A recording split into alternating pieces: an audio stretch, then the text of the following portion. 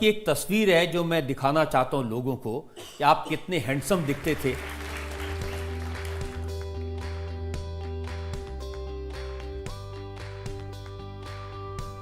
आज नहीं है, आज नहीं है। हैंडसम अब भी है, लेकिन अब आप सियासत के लिए ये टोपी, दाढ़ी, अचकन, पजामा। नहीं, ये सियासत के लिए नहीं है, ये एक हमारे हैदराबाद की एक तहजीब का हिस्सा है। मैं इसमें अपने आप को कंफर्टेबल महसूस करता हूँ कि सियासत के लिए नहीं पहनता हूँ मैं। लेकिन सियासत में आ कैसे गए आप? मैं जब वापस आया 94 में, तो उस वक्त हमारे वालिद और जो पार्टी के बड़े बड़े लोग थे, उन्होंने मुझे समझाया कि देखो, राजनीति में पढ़े लिखे लोगों की ज़रूरत है और तुम, अल्लाह ने आपको काबिल बनाया है, आप आइए पार्टी के लिए काम करिए, खिदमत करिए। जब हम इलेक्शन लड़े 94 में, मैं एक ही एमएलए जीता हमारे पार्टी से, सिंगल एमएलए था, तो वो 5 साल बड़ी मेहनत करना पड़ा। फिर 94 में एमएलए बना, फिर 96 में एक पार्लियामेंट इलेक्शन आ गया, आप थोड़ा सांस लिए, फिर 98 का एक पार्लियामेंट इलेक्शन आ गया, फिर 99 में एक और आ गया। तो उसमें क्या हुआ कि क्योंकि इस्लामिक कैलेंडर के लिहाज से मैं सफ़र के महीने में पैदा हुआ, तो मेरी माँ हमेशा शिकायत करती कि तुम घर में नहीं रहते। मैं, अम्मा आपने सफ़र के महीने मुझे पैदा किया तो इसी में चले हैं। तो सफ़र से सियासी सफ़र शुरू हो गया।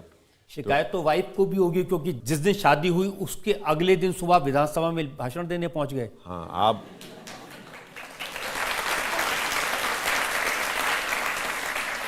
ये रजत जी, आपको पुराने ज़ख्म कुरेदने की बड़ी बुरी आदत है। आप अपने घर को चले जाएंगे वापस, मुझे भी जाना है।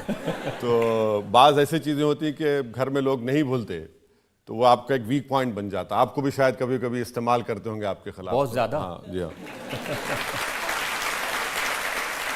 एक दो सवाल हम ले सकते हैं अभी पब्लिक से, पूछिए। अभी यूएई में एक बहुत बड़ा हिंदू मंदिर बना प्रधानमंत्री मोदी जी की मेहनत से, तो उस चीज़ से आप खुश हैं या नहीं? नहीं, ये तो यूएई का बादशाह जिस दिन मैं बन जाऊंगा कुछ जवाब दे पाऊंगा। मैं तो यूएई का बादशाह नहीं हूँ। वो तो सिर्फ पूछ रही है कि आप इससे खुश हैं या परेशान हैं? नहीं, मैं इसलिए खुश हूँ कि वहाँ पर यूएई हमारा एक स्ट्रेटेजिक पार्टनर है।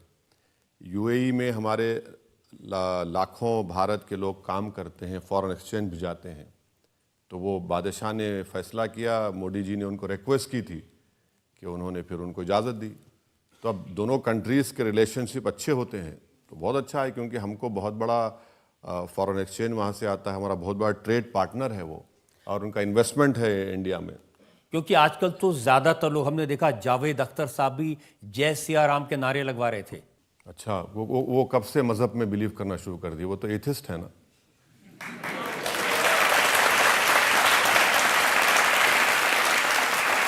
तो वो तो नोन फैक्ट है। वो तो बोलते हैं कि मैं किसी को मानता ही नहीं हूँ। उन्होंने ये भी कहा कि अगर हिंदुस्तान में जमहूरियत, डेमोक्रेसी बची हुई है तो वो हिंदुओं की वजह से बची हुई है। नहीं, वो झूठ बोल रहे हैं। इसलिए कि जमहूरियत अगर बची हुई है और बची रहेगी किसी भी हालत में, संविधान जो बाबा साहब अम्बेडकर ने बनाया, देखिए संविधान गाइड करता है। कोई कम्युनिटी अपनी जगह पर है, मगर उस सबको, मुल्क को गाइड करने वाला तो संविधान है। तो संविधान हमारा रिलीजियस न्यूट्रल है, और वो जब तक वो संविधान रहेगा तो जमहूरियत भी शायद थोड़ा कमज़ोर पड़ी ज़रूर है, बट जमहूरियत तो रहेगी। आप कह रहे कमज़ोर पड़ी है, लेकिन बहुत सारे मौलाना, मौलवी, उलेमा, अभी बरेलवी उलेमा है, मौलाना शाहबुद्दीन रिजवी, उन्होंने कहा जो सेक्युलर कहने वाले मुसलमानों का इस्तेमाल करते हैं, मोदी को वोट दो। तो मौलाना को चाहिए कि मोदी जी से टिकट लेकर एमपी का इलेक्शन जीत जाएं। बताइए, यूपी से टिकट ले लीजिए, ये जमानत बचा पाए तो फिर हमको आप बुला लीजिए दोबारा। तो अब मौलाना है, बोल दिए हैं बेचारे, खजूर खा लिए होंगे तो बोल दिए, तो बोलना ही पड़ता है। लेकिन आप देख रहे हैं कि आजकल ज़माना बदल रहा है। पहले लोग मुसलमानों की, उनके वोट की बात करते थे, अब सिर्फ हिंदुओं की वोट की बात करते हैं, राम मंदिर की बात करते हैं। नहीं, मैंने जब 2014 में नरेंद्र मोदी भारत के वज़ीर आज़म बने, मैंने अपनी स्पीच में कहा था कि मैं आपको एक चीज़ की मुबारकबाद देता हूं कि आपने इस मिथ को तोड़ दिया, मुस्लिम वोट बैंक के। मुस्लिम वोट बैंक का एक मिथ है, ये एक अफसाना है जो कभी हकीकत से ताल्लुक़ रहा नहीं उसका। इस देश में हमेशा से ही मेजॉरिटी वोट बैंक रहा। मगर मुसलमानों को एक दिल फरेब और बहुत सी खूबसूरत बातें, आपका वोट बैंक, अरे भाई तुम्हारा वोट बैंक ही नहीं है कभी। अगर आपका वोट बैंक होता तो फिर कितने एमपी जीत पाए पॉपुलेशन के लिहाज से। और नरेंद्र मोदी ने तो अब मुसलमानों को पॉलिटिकली मार्जिनलाइज कर दिया। वो बात भी नहीं करते मुसलमान वोट के बारे में, किसी को टिकट भी नहीं देते, उनके पास एक मुस्लिम एमपी भी नहीं है, एक मुस्लिम मिनिस्टर भी नहीं है। तो ये सच्चाई है कि अब उनको ज़रूरत भी नहीं है बीजेपी को, बिल्कुल मार्जिनलाइज करके रख दिया पॉलिटिकली, सोशली मुस्लिम माइनॉरिटी को इस देश में। लेकिन तेजस्वी यादव बात कर रहे हैं आजकल, वो कह रहे हैं माई के साथ बाप भी। नहीं नहीं नहीं, वो उनका तरीका ये है कि यादव ही मुख्यमंत्री बनेगा और मुसलमान चेला बन के रहेगा। वो सिर्फ वाई में बिलीव करते, एम को सिर्फ इस्तेमाल करते सत्ता में आने के लिए, उसके बाद एम तो दूर रहता। लेकिन बिहार में तो आप गए थे, वहां आप एमएलए छोड़ के चले गए। वहां पर हमारे एमएलएस को आरजेडी ने खरीद लिया।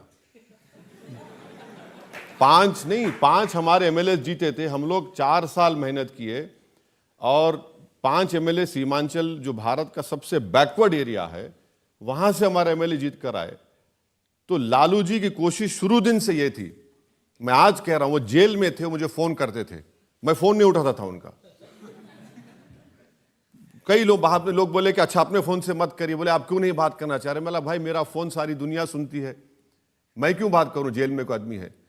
फिर वो किसी और उनका आदमी है, बोला नहीं बात करूंगा। वो बोलते थे तुम्हारे एमएलए हमको दे दो। बोले क्यों देंगे हमारे एमएलए आपको, आप हमारे 5 एमएलए जीते, उन चारों को, बेईमानों को आपने खरीद लिया। और खरीद के सीमांचल को आपने क्या किया, कुछ नहीं फायदा किया सीमांचल का। अब क्या हो रहा है, अब उनके पास सत्ता चले गई। अब तेजस्वी को बताना पड़ेगा कि हाउ डू यू फील। मजा आ रहा है आपको अभी?